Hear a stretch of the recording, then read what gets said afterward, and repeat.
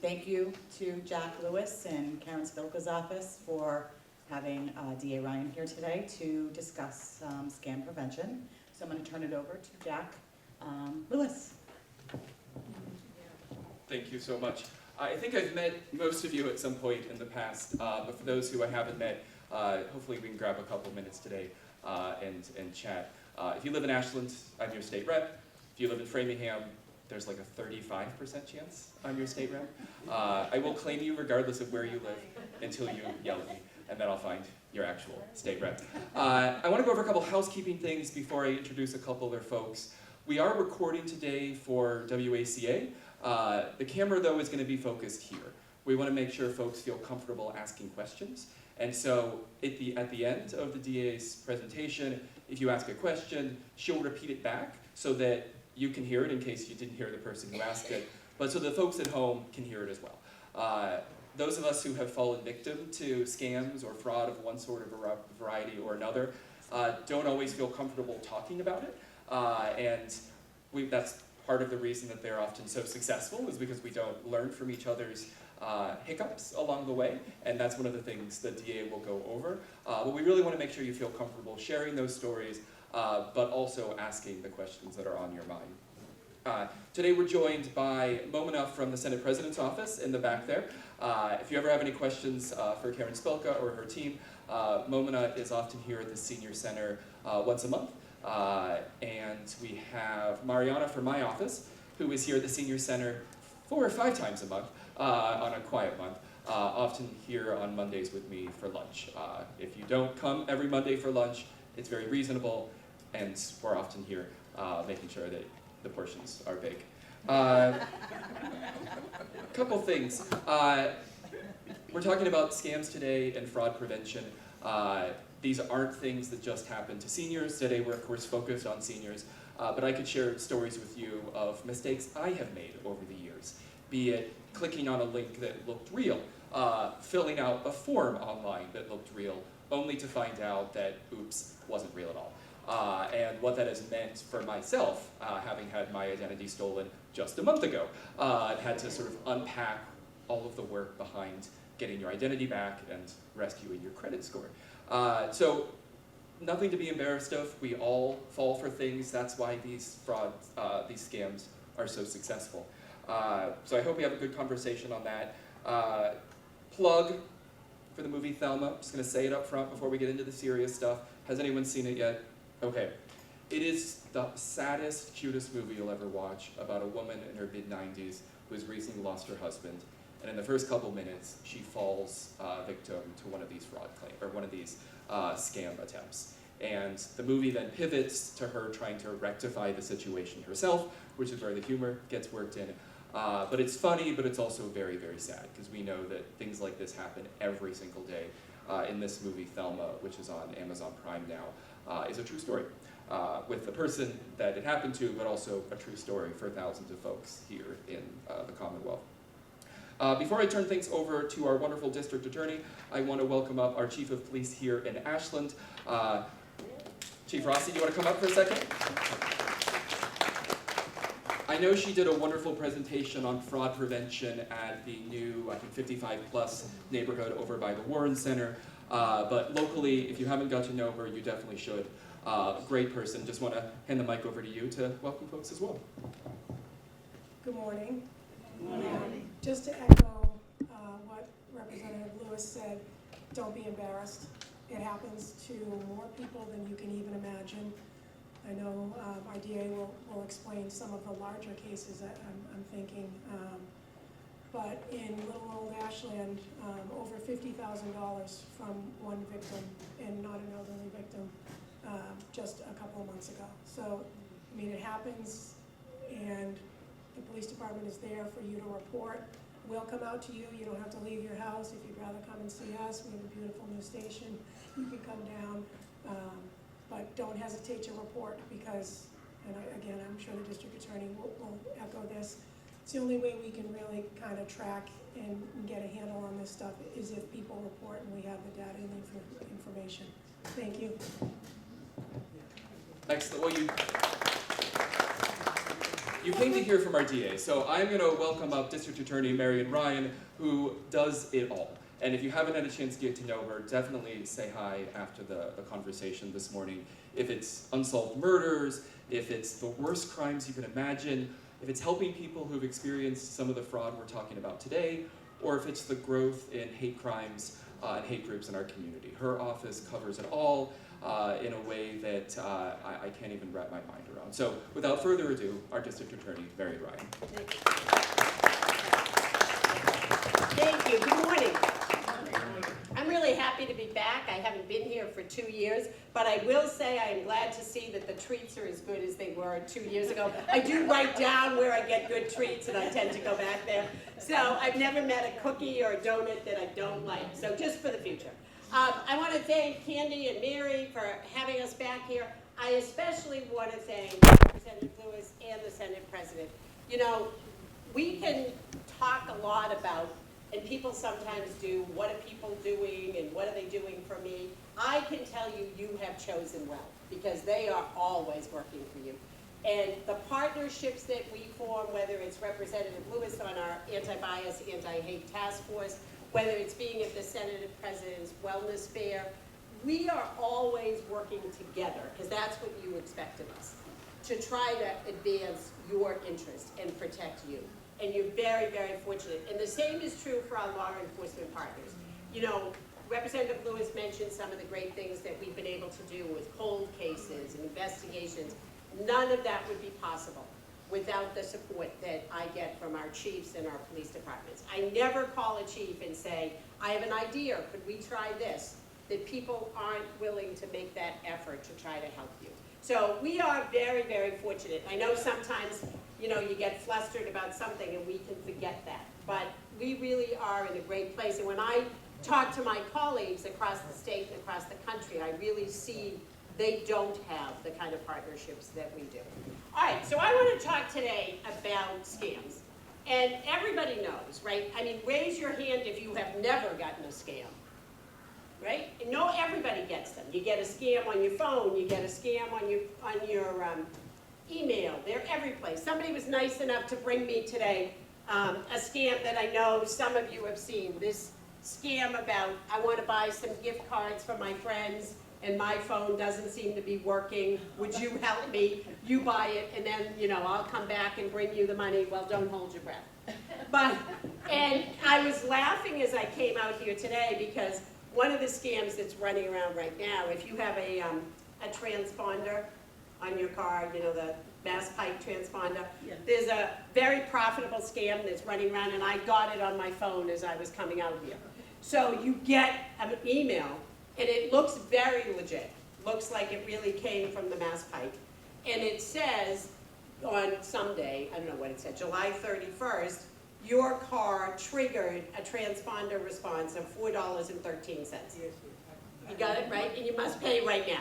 Now, my kids' transponders are in my name. They are constantly, for some reason, they can't keep their transponder Velcroed to the window. So when I saw that on the way out here, I thought, like, which one of them took the transponder down? And it was $4, and I thought, maybe I'll pay that. And then I thought, no, wait a minute. And then I looked again, and of course it's a scam. So we are all vulnerable to that. You know, people say all the time, how can I not be scammed in some way or have an overture made? And you really can't. If you use a transponder, if you have a credit card, if you buy things online, you're opening yourself up to some things. And that's just random. We all get those. They're not particularly aimed at you, they're just random. But the more substantial scams, a little more targeted than that. And what I want to talk about today is not so much what are the rules and how do I not do that. I want you, and the chief's going to let me do this, I want you to pretend that you are a bad guy, a scammer. Because when you understand what they're after, it's much easier to spot the scam that's coming at you, that is targeted at you. So think about this. People make a very good living as scammers. I spent 20 years before I became the DA in the DA's office running are a unit that did senior and disabled fraud. We, in 1 year, had over $6 billion, with a B, dollars taken from people. So that money went from people to the scammers. So lots of them do very well. Like all of you, whether you work, you volunteer, you're taking care of your grandchildren or somebody else, what we all want every day is to get up, do what we kind of have on our to-do list, be left alone, and not encounter too many bumps in the road. Right? If you're going out to go grocery shopping and then you've got to pick up a grandchild and then you've got something else to do, you just want to kind of move along. So do the scammers. They make their money on volume.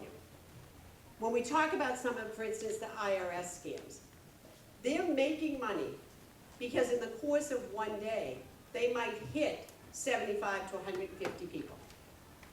And if they get X amount of dollars from all those people, it's 150 times whatever. So they got to keep moving, right? It's like piecework. They have to keep moving. The other thing is, if I walked in here and said to you, I really don't know what to do, I just got an email that my granddaughter's been in a terrible car accident and they need me to send $10,000 this afternoon. I would venture to guess, we got a lot of life experience in this room, that every one of you would say, wait a minute, think that over. Well, we have every week 40 to 50 people who give that money in that scam. I feel like I have personally told everybody in Middlesex County to avoid the grandparent scam, and yet they keep giving the money.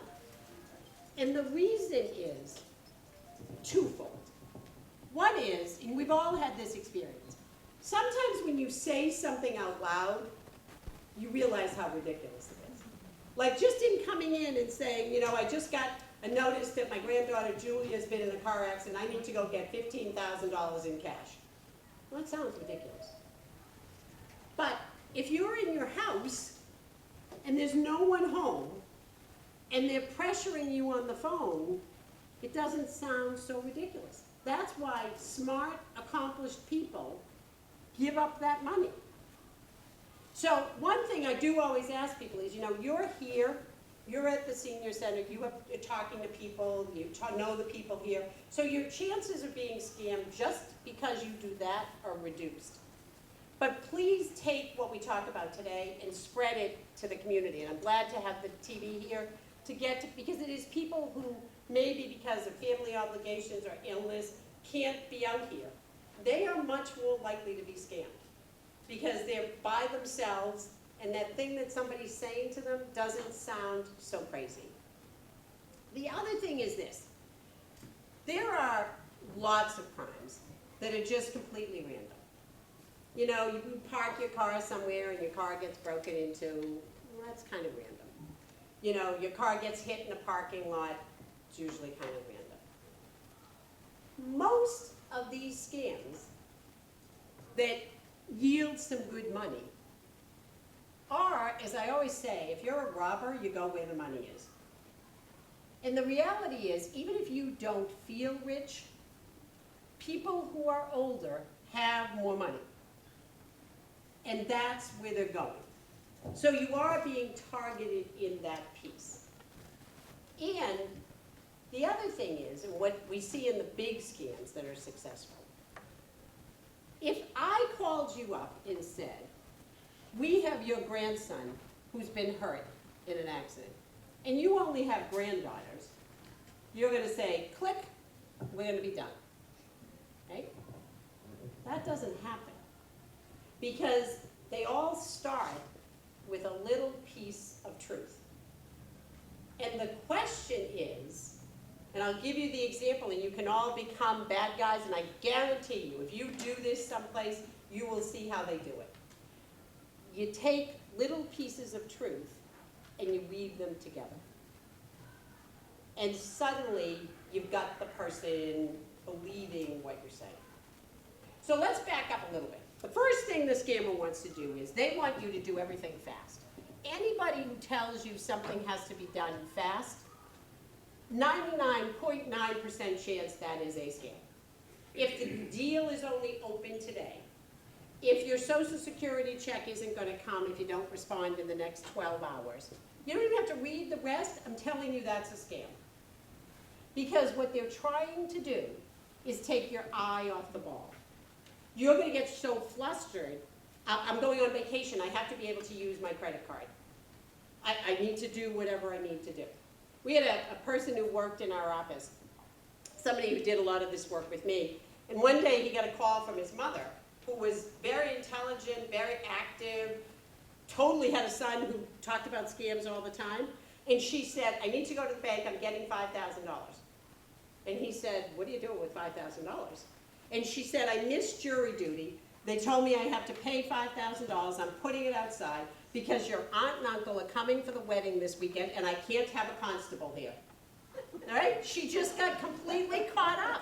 Her brother and sister-in-law were coming for a family wedding. They told her if we don't get the money by 1 o'clock or something, a constable will be at your door. She just got all distracted.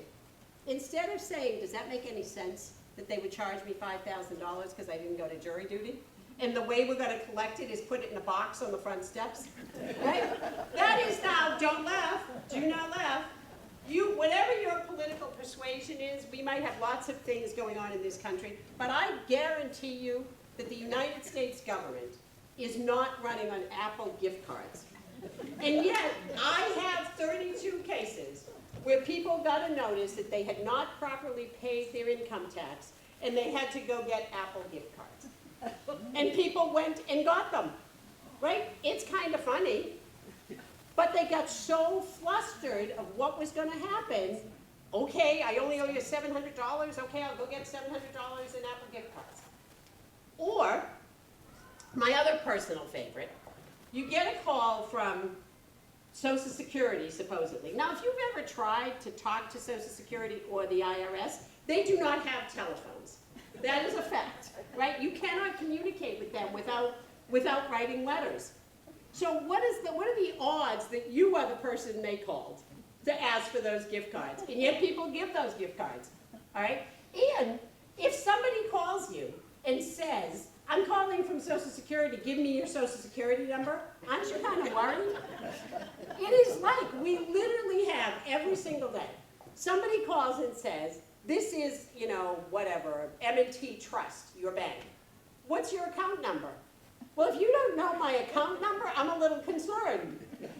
But people just give that back.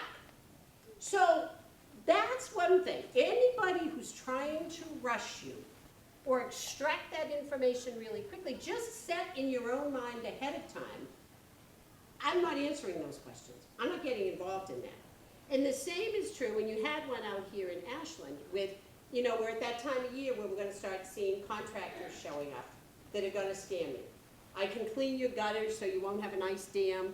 I can clip the trees so they don't fall down in the snowstorm, all of that. Well, you have all entered into contracts. You've all bought a car, you've bought a house, you bought some major thing. That started with you thinking, I need this, my budget is X, these are the things I want. And you moved that forward. Because when you bought that car or that house and you signed, that's a contract. You agree to pay, they agree to do. Well, the contract to repave your driveway or clean the chimney or do whatever is no less a contract. You shouldn't be making it on the front porch. You shouldn't be making it in the driveway when they tell you I was just up the street and I've got extra asphalt, I've got extra shingles, I've got extra whatever, right? If you said to yourself, I'm never doing that. Contracts are things I do reflecting on them, sitting by myself, reading the paperwork. You won't get caught up in it. Because people like the people with green paving and construction out here, who gave all that money, people not only lose the money, but you might have seen Channel 5 did a story on one of our cases. A woman was living with her adult disabled son. She needed to put in a ramp in the back. She had a ramp in the front, she didn't have one in the back. Her driveway was in the back. Miraculously, somebody showed up one day and said, I have extra material, I can put in the ramp. Well, one thing led to another, and I need money up front to go buy some nails and a hammer or whatever. And the next thing you know, she had given $12,000. He disappeared. He came back in the afternoon. He started ripping the old deck off. Because he was not actually a contractor, he did an incredible amount of damage to her house. So if you drive by her house now, she has a door that goes to nowhere because her back door has nowhere to go because there's no deck. He tore down the old deck. He didn't rebuild the deck. He's got her $12,000, and she's got some serious foundation damage from where he pulled the deck off because he didn't know what he was doing. So if you set in your own mind, I never make a contract at the door, except maybe Girl Scout cookies. You shouldn't be buying anything that costs you more than.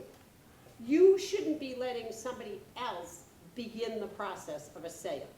If you were perfectly fine with your driveway last week, your driveway can wait until you decide you want to move forward with it. So those are two kinds of scams. Now let's talk about some of the information piece. And I spent years trying to figure out why it was we might all get the mass pipe scam. I never once in 20 years had somebody tell me they got the grandparent scam or some of those other things to send money who did not have money. We all know people that if their grandchild really was in trouble, they could not put together $100. They just couldn't. They don't get called. So and remember, that works for the scammer, because if he's calling people who don't have $100, he's not hitting his quota for the day. So how do they figure out who are the targets? And this is my own theory, but it fits every box. I think that it comes from medical facilities, hospitals, labs, whatever. And think about this. I work at one of those medical facilities. Whatever it is, you're a patient, a podiatrist, anybody. You're a patient. Suppose I'm the person who just works, has access to the files. What do I know about you? First of all, I certainly know your address. So if I'm from Ashland, maybe I know that's a really nice street. If you live in that neighborhood, you probably can put together a little bit of money. And if I don't live there and have that, I do what, and if you've never done this, it really is terrifying. Go on Google and Google Earth your own house, right? And it is so good. You can see, I did my house the other day, I could see the bags of mulch in the back of my house, all right? So, I, number one, know what kind of a place you live in. I know what kind of cars are in your driveway. I know how well maintained or not maintained your house is. So maybe you're moving into my target, non-target category. What else do I know? I know what your occupation was. So maybe you owned a pretty successful business that I recognize. You're going in the target pile. Or some of the scammers' favorites, maybe you were a public school teacher and you might not have $1 million sitting around, but you are what they call a renewable resource because you get a pension every single month. You have money, they can come back and back and back to hit you. So maybe you're going in my target pile. I also know what kind of insurance you have. Are you a Medicare-only patient, or do you have one of those nice supplemental plans that are a little bit expensive? Oh, you have the Tufts supplemental plan, you're going in my target pile. Because I may not be perfect, but I can develop a pretty good sense of who might be responsive and able to give me some money. Because remember, my only interest in all of you is, can I get money from you if I'm the scammer? All right, so now I've picked out the 18 people that are going to be my targets. Now, I have to have a little nugget to lure you in. Because remember, if you don't have a grandson, you've hung up on me. So how do I do that? One place is Facebook. Nothing good happens on Facebook. All right? People say, the chief knows this, people who had their house broken into. I didn't tell anybody I was going to be away this weekend. You look on Facebook, here we go. Well, guess what? The bad guys look on Facebook too, okay? And when your granddaughter got into that college she'd been waiting for, and the day came where they all wore those sweatshirts that say which college they're going to, and we all posted the pictures, well, now I know you have a granddaughter, and she's at Notre Dame. Okay? Now, let's go back to that medical facility. And this is the part where I really want you to be a detective and figure this out. I guarantee you, you go to a medical appointment or a hospital, and you sit around in the lobby or something for half an hour, you will have a basket full of information. Because what happens? You go to the doctor, you come out, doctor says, I want to see you in 3 weeks. You come out, and you're talking to the person at the desk, and they say, you know, how about September 16th? Oh, no, I can't do September 16th. My niece Julia's getting married in Georgia, and we're all going. Okay, well, she heard it, and so did all of us over here. All right, and I say all the time, I am a total failure at this. My father had 12 grandchildren. He was very proud of them. If you sat beside my father at the blood lab for 5 minutes, you knew all 12, their first names, where they went to school, and what sport they played. I still have people who come up and ask me about my daughter's rowing team that I've never seen before. All right, and helpfully, he would do it in his Irish whisper, so in case those of you in the back didn't hear, you got it too, all right? But the next time you go to one of those places, we all chat. We talk about being careful about our personal information. It isn't just your bank account, your social security number. There's nothing wrong with chatting about I'm going to my granddaughter's baseball game this afternoon. It doesn't have to be my granddaughter Elizabeth who plays for the high school team. Because when you get that call that says that she was hurt driving down the road to the high school, all of a sudden, you can't even think, you're so frightened. And money is going out the door. So think hard about what you share with people. Because we very often put ourselves in situations where we have no idea that people are just kind of gathering up that information. And again, as I said, just listen the next time and see how much you learn and how you could weaponize that little piece of information. Somebody calls me and mentions my kids, I'm frantic immediately. Like something's happened, they mention my kid's first name or what kind of a car, that's all I can think about. Are they okay? What's going on? And that is how smart, sophisticated people hand over $70,000 or $80,000. When I was here 2 years ago, there was a woman sitting at the table up in the front. She and her husband had just given over $40,000 to one of these scams. They just, and you know, because it just feeds on itself. First it's, you know, there's been an accident, they need to pay some hospital bill. Okay, you send that money. Now they need a lawyer. And sometimes they hand the phone to the police officer. You have no idea who you're talking to.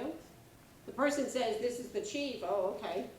I guess I have to find out what the charges are. You have no idea who you're talking to. So that's a big piece of how you protect yourself from some of these things. You do it slowly.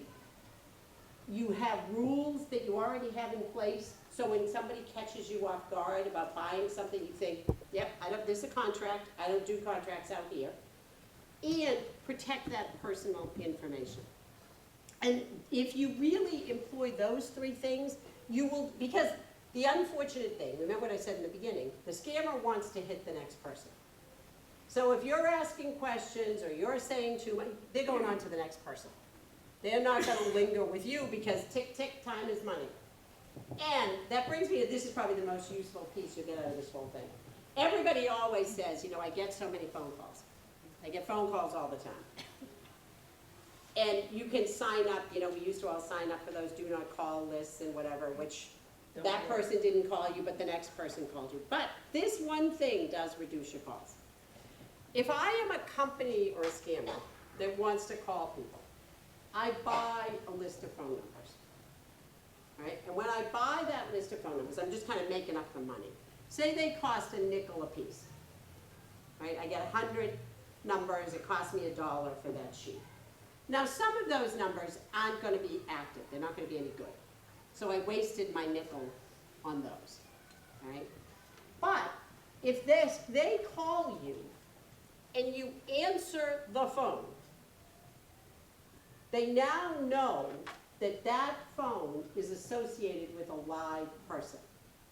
Your number just became worth $0.25, and your number is going to get sold every place. So if you never answer, you know, let it go to the machine, just let it go, you will actually see a reduction in your calls. Because they don't know whether anybody ever monitors that machine. And also, again, in keeping with your personal information, I call people sometimes and it's like, you know, this is Mary, Jim and I and the dog Tinkerbell. You don't need all that. That's information I now have about you that you don't know I have. So when I call you and tell you Tinkerbell got run over, you're frightened. So you should have a very generic message. You know, you've reached 781, whatever the number is, please leave a message. So if you never answer your call, I am a failure in this because I am married to the most polite man in America. He can't bear to hear the phone ring. He answers the phone and then he refuses to hang up on people. So I'm doing that. And he's saying, no, we don't need our chimney cleaned. No, we don't have a chimney. No. And he's going on and on, right? It's just painful. I'm like, put the phone down. But we get called all the time because they know this nice man is going to talk to them. And they figure at some point maybe he's going to give in and buy something. So do not engage. That's another critical piece. That will reduce your calls. It also reduces the chances of you getting kind of sucked into something else. Now, the other piece I want to talk about for a minute, and this is harder to talk about, but it is by far the way that people lose the most money. You know, we all worry about these random scammers, and they're out there, and you can fall prey to them, and you can lose a lot of money. But people across the board lose much more money to their family or a trusted friend. Much, much more. And we don't want to ever think about that, because that's just hard. And it happens primarily through two ways, one of which is unique to Massachusetts. Massachusetts is one of only 2 states that allows you to have a joint bank account. All right? So you can have a bank account with your name and somebody else's. Now, lots of people who are married have a joint bank account. And whoever works puts their checks in there and they pay bills out of there, right? And the concept, which is easy, is it doesn't matter where that money comes from. It's both of our money, right? It legally belongs to both of us. Whether somebody stays at home and they don't put a paycheck in or whatever, it's all the same. The same is true if you add somebody else to that account. So you lose your spouse and you decide to put your daughter in the bank account, all right? Or you didn't have a spouse, but you've now decided to put your niece on the bank account. Your niece or your daughter never puts 1 penny into that bank account. They're an adult, they're living their own life, they don't put any money in that bank account. You have the proceeds from the sale of your house, insurance policies, your pension, you have everything in there. When you did that, presumably, you considered your niece or your daughter somebody you could trust. And at some point, spoken or unspoken, the idea was that your niece or your daughter would step up if you needed it and spend your money to take care of you. You end up in the hospital, they'll pay the bill. God forbid you pass away, they'll pay the funeral home. That's kind of the idea of doing that. You go to Florida for 3 months, they'll take care of getting the driveway shoveled, and they'll write a check for the guy who does that, right? Legally, they have no obligation to do that. And every penny of that money belongs to them. So if your daughter cleans, as happens very often, cleans $600,000 out of that bank account, not only will you not be getting it back, But we, the police and I, cannot even charge them because the money was legally theirs. You can't steal your own money. All right? So, and what happens, and this is just a repeat performance, they were very trustworthy when you put them in charge. Life changes. They have a bad divorce. They have a child who has an issue. They lose their job. I could write this story, as could the chief. I really was just short on the mortgage this month. I knew Mom wouldn't mind if I paid the mortgage. I was going to put it back. Money has never, ever gone back. And then, you know, they're short next month, and now there's a divorce, and they just keep eating away at the money. Or, sometimes more callously, I thought Mom might end up in a nursing home, and I didn't want the money to go to the nursing home. That's what I call these self-help inheritance. But you're not finished with it, but they've inherited it, all right? And I used to wonder, we get these so often, I used to wonder, how is it that somebody has $600,000 disappear over 8 months, and they don't notice it? And then I discovered, see, I just lived to develop these experiences. My father at some point got sick, and he was coming to stay at my house. And I wanted to have his mail sent to my house. U.S. mail, right? We all know the U.S. mail, you're not supposed to put stuff in people's mailboxes, and it's sacred and all of that. And my father was too ill to come to the hospital and say he wanted his mail, to the post office, and say he wanted his mail to go to my house.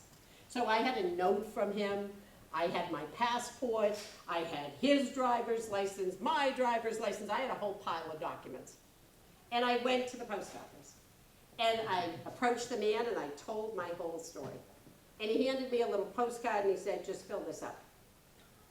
So I went over and you fill out his name and where he lived. The mail should be sent to my address. And then in print that was about that big, I signed at the bottom that I wasn't doing that for anything illegal.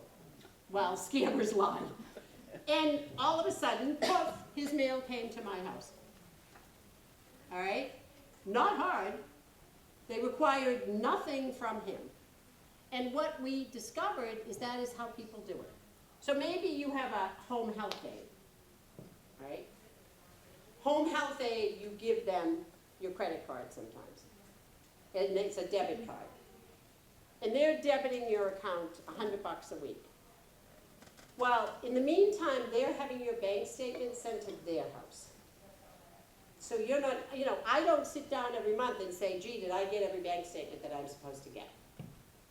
And when you transfer somebody's mail, it's only their first class mail. So you're still getting the junk, the magazines, whatever. So it's not like the mailman stops coming, right? So we all get less mail than we used to. So you will still go out every day and there'll be magazines and all that kind of stuff in your mailbox. Your bank statement won't be there. It's one reason to think about doing online banking.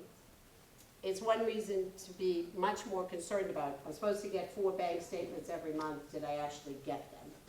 Because that is how it happens over a long period of time and you just didn't notice it. So that joint bank account is not what you think it is. And again, I am the success story of not telling my own family. I have 12 very elderly aunts. Every one of them has a joint bank account with me on it. I could be a rich woman. They are convinced that I am to take the money, pay the funeral home, do whatever. They refuse to be moved off that. It is incredibly dangerous. The other thing in the way that people do it is, when you go to the hospital, we all know you sign a healthcare proxy and all of that. Well, many of them evolved to being a power of attorney as well. There is nothing more dangerous in this world than a power of attorney. Because when you sign that form, I have legally cloned myself. If I give you my power of attorney, you are now me. Anything I could do with my property, you can do. So we repeatedly have people who've owned their house for 30 years. Mortgage is long paid. They suddenly get a notice that the mortgage is overdue. They think, isn't that funny? And they go to the bank and find that their son has put $150,000 mortgage. on the house, because they gave him a power of attorney. Right? And this is my personal favorite. Sometimes somebody gives their power of attorney to their son. Well, now the daughter's annoyed that her brother has the power of attorney. So they give her one too, because you can have as many as you want. But now you've doubled yourself. So now she thinks he's stealing, she's stealing, you're getting cleaned out on both ends.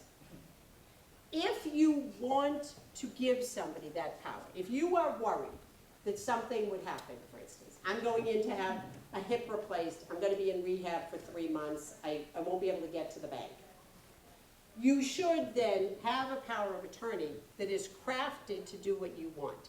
It should be a power of attorney that goes from December 1st to March 1st, and it should have a limit of $2,000.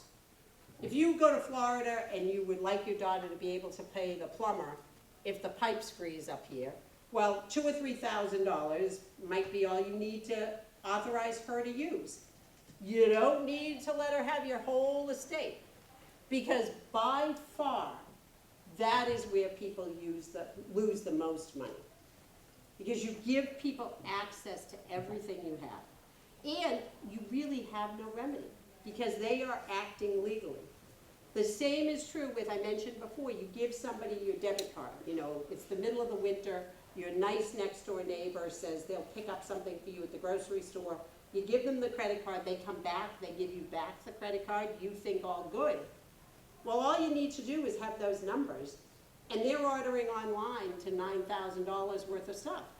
They wrote down what your number is, they wrote down that little CVC code on the back, and they're ordering like crazy. You gave it to them. So the bank is going to give you a very hard time about the fact that you authorized the use of that card. Make sure you're looking, if you have somebody who's doing that for you, make sure you are, and nobody wants to do this, but pay attention, look at the receipts. We just had a woman who lost over $35,000. She had a person working in her home doing light housekeeping errands, whatever. Her daughter, who lived in DC, kept a pretty good eye on what was going on. And every month she would look at the charges, and you know, it was Stop and Shop, Dunkin' Donuts, whatever. Well, what she wasn't doing is thinking, Stop and Shop, $700. My mother lives alone. That's a lot of food. And what was happening is every time she went for bread, milk, orange juice, she withdrew a couple $100. But it came out as Stop and Shop.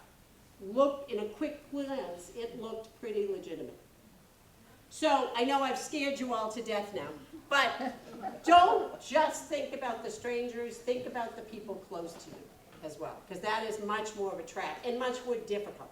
Because even when we do catch them, and even if it's actually illegal and we can prosecute it, people do not raise their hand because they want to testify against their daughter or their son or send their grandchild's father to jail. So many, many times we have no way to hold them accountable for what's happened.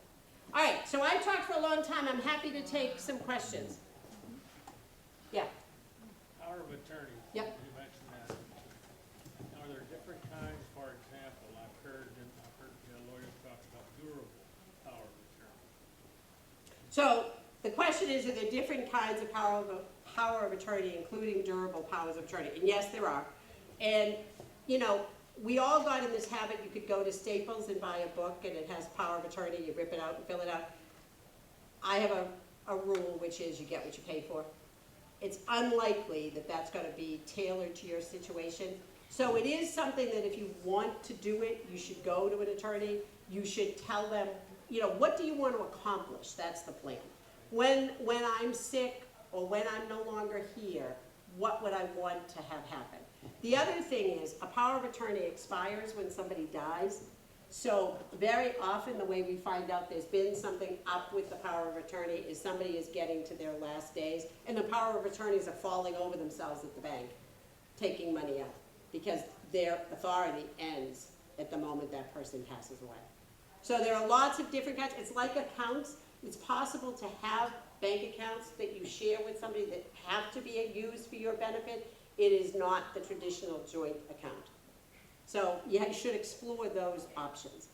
Anybody else? Question? Yeah. I unfortunately in December was hacked by PayPal. A few people came on and they told me that they were gonna help me. They were from PayPal, that I was getting ready to be hacked, and they were actually the hackers. 2 weeks ago, I was hacked again. My question is, once you're hacked, what can you do to your computer or your phone to make sure they're not there anymore? So you should really shut everything that, which is, people don't want to do that because it's a nuisance. So they think like, okay, maybe I'll just shut this down or I'll shut that down. You should shut down your accounts. You should close your accounts. You should move the money to another account. You should take your computer actually to a reputable place like, you know, one of the, Geek Squad? yeah, the Geek Squad, yeah. One of those kind of people. Take it, go out online and have them physically like clean the computer, you know, be careful about what you lose. And so it's a problem. People try to do, it's much like the power of attorney. Sometimes people try to do it on the cheap and cross their fingers hoping it won't continue, and it really does. It's, you know, as Representative Lewis said, like when your identity goes or when they're in there, you just have to close everything out and clean it out. Does it help to have something like Norton or not? The jury is out Yeah. on that. Those can also be scams, not Norton itself, but we have lots of people who pay that, you know, get the notice. You are about to be, you know, infiltrated with a virus. Pay us $90, that's a scam. I think you can be prudent and careful and protect yourself. I mean, people sometimes feel better paying for that. I think that's a jump ball. Okay, thank you. Okay, yeah. Somebody has a question, yeah. Do you ever catch the scammers? So the question is, do we ever catch the scammers? Yes, we sometimes do. And when we do, we are often successful because in order to catch them, we've had to do such a long investigation. So they get convicted. I feel very strongly about these cases, so we ask for pretty substantial sentences. Judges don't always agree with us because they're often people who have not been caught before. The biggest harm is we never get the money back. Because, you know, by the time we've chased them, we have sometimes caught the people who put the money in an envelope and mail it somewhere else. So that's what I think is the saddest. People's whole retirement, their whole future, that they thought was going to be very comfortable is changed because we're just not getting that money back. Yeah.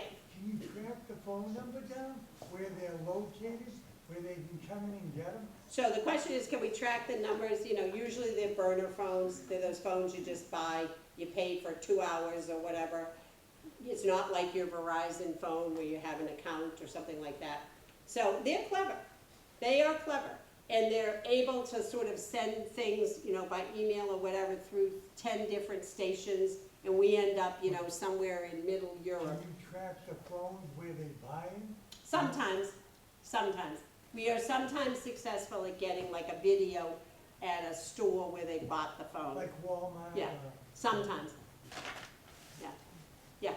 So I got a call one time presenting as Microsoft, and their goal was to get me to allow them to take control over my computer and just let them get in, and then they would have full access to my computer.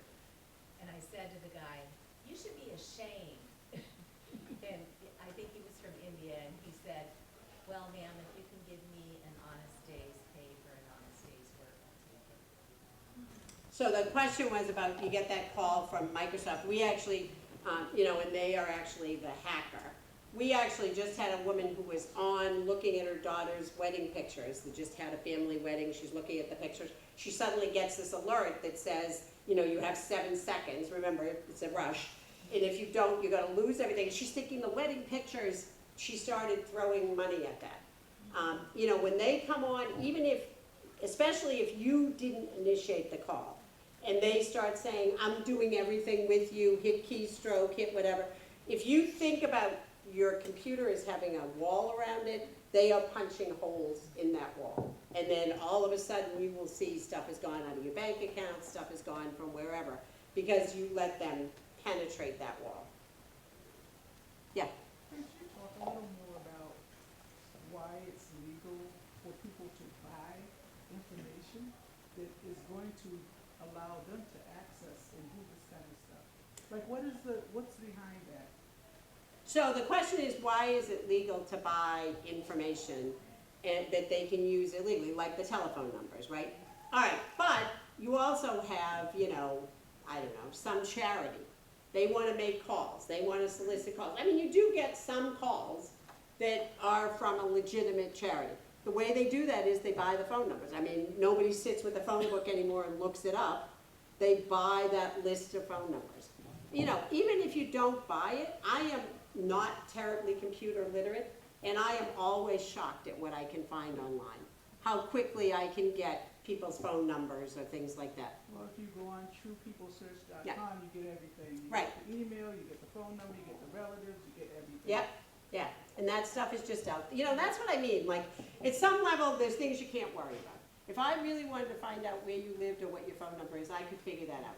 But that's not really how people lose the big sums of money. It's these other things, and that you can take steps to protect yourself about.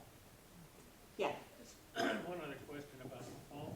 yeah, I've discovered that if you pick up the phone and you don't say anything, a lot of these calls are voice activated and just put it down. Now, once I picked up the phone, do they know that that's Yes. an active phone? yes. Even though I haven't said anything? Even though you haven't said anything, they know the signal's been disrupted. Okay. So lots of people do that. People pick it up and they press the button, you know, and now they think, well, I didn't answer it, but they know that the phone was interrupted. So your number still becomes more valuable. They know there's a living human being attached to that number. Yeah, Sometimes I get calls and it says spam and it's a number I recognize. But other times, are you supposed to pick it up if you don't recognize the number because? no. And the question is, are you supposed to pick up your phone if it says spam or you don't recognize the number? So, I don't know if you've ever had this experience. I have had my cell phone with me, not been home, had my cell phone, and my home phone number calls my phone. All right, so I see my own number. I know there's nobody at home, but it appears that my house is calling my phone. All right.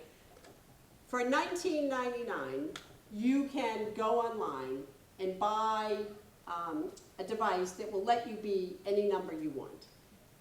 So often what the scammers will do, for instance, especially if you're not picking up other things, and this happens to me all the time, I will get a call from a number that looks like a number in my town, all right?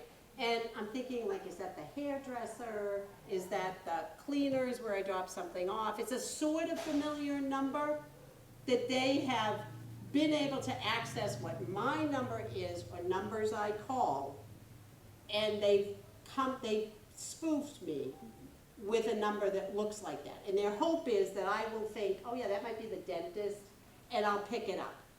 You probably all have that experience. You pick up a number, you think you recognize it, and then it's somebody else. They capitalized on what seems familiar to you. I've been called on my own phone number. Yeah, yeah, that's what I mean, like, yeah, so you see that, and of course you're kind of confused, and you pick, remember, every time they confuse you, they take your eye off the ball. So just remember that piece. And the other part is, if you get a call, like you get that call that says, I'm your bank, please give me your bank account number or something, right? So people often are wise enough to think, I don't want to do that. So they hang up, and they call back that number. And of course, the bad guy picks up the phone and says, M&T Bank. So if you are concerned, like maybe that really was my bank, go find your bank number. Go get your statement or go online or something. Don't ever call back the number that they get you. Lots of times people, when I was laughing about the Social Security things, people will say, well, the call was from Washington. So I thought it really was Social Security. It's like, no, that was the 1999 spoofer. And they made themselves have a Washington number.